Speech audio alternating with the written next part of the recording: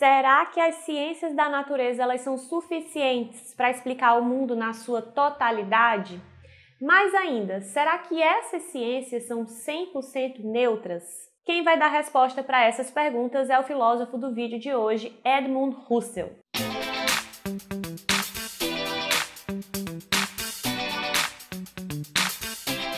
Está começando mais um vídeo no meu, seu, nosso. Um belo dia resolvi pensar esse canal que produz conteúdo filosófico semanalmente. Então, não se esquece de se inscrever, ativar o sininho para receber as notificações e também não se esquece de me seguir no Instagram, @liafreitasfilo. Lá eu produzo conteúdo filosófico todo santo dia, gente. Abro caixinha de perguntas, faço enquete. Então, quem sabe vocês podem sugerir o próximo tema ou filósofo do vídeo seguinte. Bom, gente, eu acho que ainda hoje paira uma crença de que o cientista, ele se envolve apenas de forma racional com seu objeto de estudo. E aí, nessa concepção, está embutida a seguinte noção de que a gente, para conhecer verdadeiramente algo, a gente precisa se afastar e tomar certa distância daquele objeto que é estudado.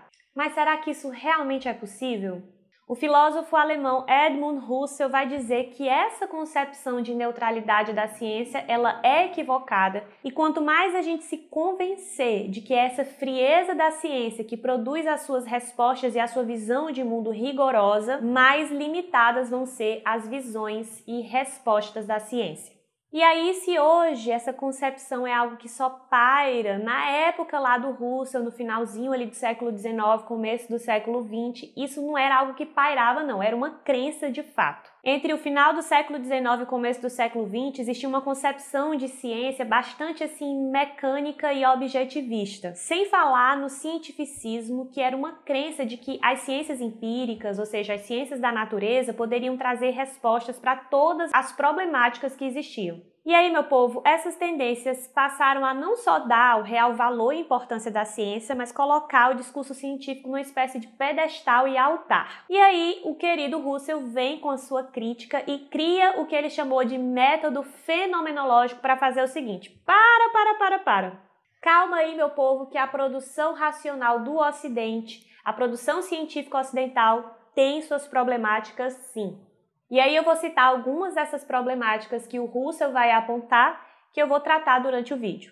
Primeiro, o Husserl vai dizer que a ciência acha que é neutra porque ela esqueceu do componente subjetivo fundamental para o processo de conhecimento. 2. As ciências da natureza foram colocadas nesse pedestal como as únicas que poderiam falar sobre a realidade e trazer respostas verdadeiras, deixando a filosofia de lado. 3. A filosofia tem sua parcela de culpa aí nesse processo de desvalorização, porque o Husserl vai dizer que ela vai ficar viajando demais aí em problemas metafísicos. Então, sobre o primeiro ponto, o Husserl vai trazer o método fenomenológico como uma proposta para resgatar essa subjetividade que foi perdida aí pela ciência. Mas antes de entrar na fenomenologia do Husserl, a gente primeiro precisa entender umas coisas básicas aí de teoria do conhecimento para a filosofia, que é a relação sujeito-objeto. Uma vasta tradição filosófica vai dizer que o processo de conhecimento se dá da seguinte maneira: existe um sujeito pensante e um objeto que é pensado. No entanto, muitos filósofos começaram a pensar de que sujeito era uma coisa completamente diferente de objeto, que era preciso essa diferenciação para que esse sujeito pensante aqui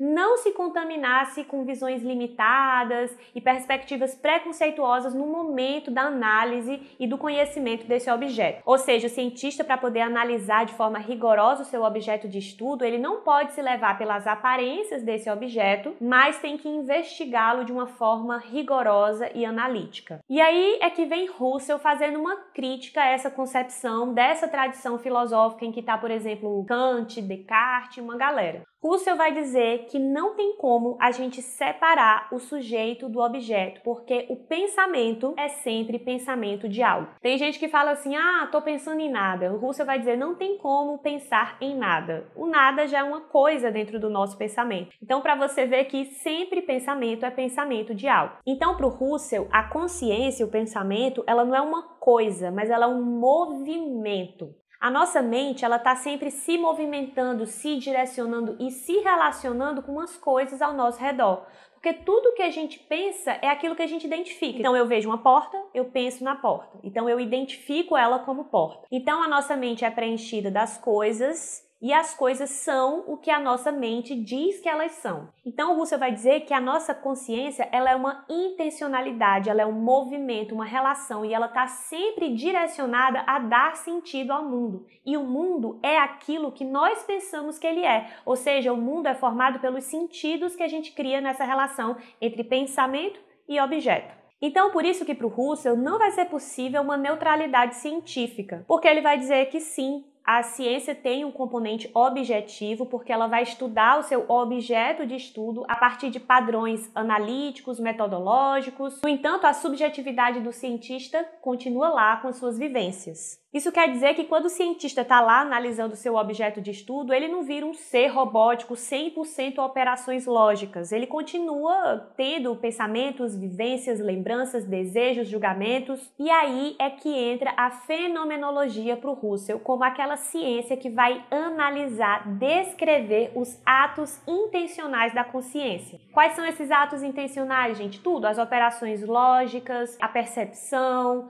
os juízos, os julgamentos que a gente faz, as lembranças, tudo isso é o que ele chamou de atos intencionais da consciência. E é a fenomenologia que, junto aí com as ciências empíricas, vai ajudar essas ciências a produzir um conhecimento verdadeiramente rigoroso e vivo, produtivo. Ou seja, um conhecimento que não fique cego por essa visão objetivista e fria, mas que esteja constantemente se movimentando para repensar os seus próprios procedimentos. E aí o segundo e terceiro ponto que eu falei anteriormente é o lugar que essas ciências colocaram a filosofia. Então, a filosofia, ela foi colocada meio que de cantinho, foi desvalorizada, porque é o seguinte, o Russell admitiu de que sim, a filosofia ficou perdida pensando em questões metafísicas e especulativas, enquanto a ciência estava lá trazendo respostas práticas para o cotidiano das pessoas. No entanto, o Russell vai perceber um problema. As ciências empíricas colocaram a realidade natural e biológica como a única possível de trazer uma resposta válida sobre a realidade, ou seja,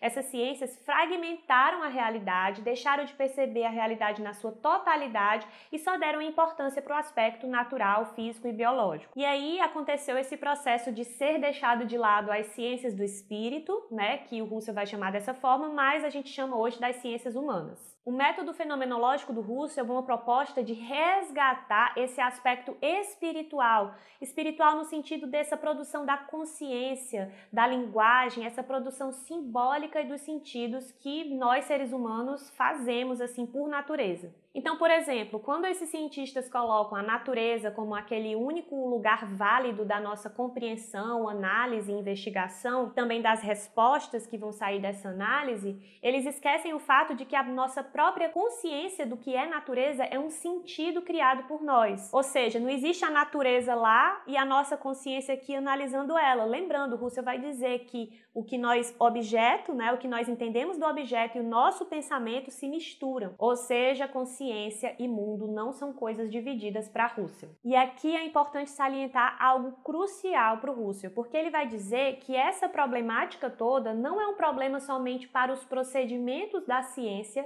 mas para consequências muito mais amplas e também muito problemáticas. Essas problemáticas que o Russell vai apontar vão trazer prejuízos para a nossa condição histórica e social. O Russell tem um texto chamado A Crise da Humanidade Europeia e a Filosofia, que é um texto curtinho, na verdade foi uma conferência que ele deu, e ele vai tratar durante todo o texto dizendo que todo esse objetivismo, cientificismo e naturalismo que a razão ocidental se estagnou, tirou da ciência o seu conteúdo vivencial, o seu conteúdo subjetivo. Tirou também da racionalidade ocidental um aspecto de humanidade. E aí ele fala no finalzinho desse texto que os grandes prejuízos que esse posicionamento da ciência poderia trazer é a repulsa pelo conhecimento ou a barbárie total. O Russell escreveu então esse texto, gente, no comecinho ali do século XX e ele sabia exatamente qual era o contexto ali que ele estava falando, porque essa conferência foi proferida ali num período entre guerras e ele sabia a gravidade dos resultados que essas concepções poderiam trazer. Porque é importante lembrar, gente, que a ciência ela também é utilizada como instrumento de dominação, tendo em vista todo o conhecimento científico que foi necessário, por exemplo, para a produção da indústria bélica, sem falar também nos experimentos científicos inumanos que, por exemplo, a Alemanha nazista fazia durante a guerra, né, com aquela intenção do progresso da Alemanha e da raça ariana.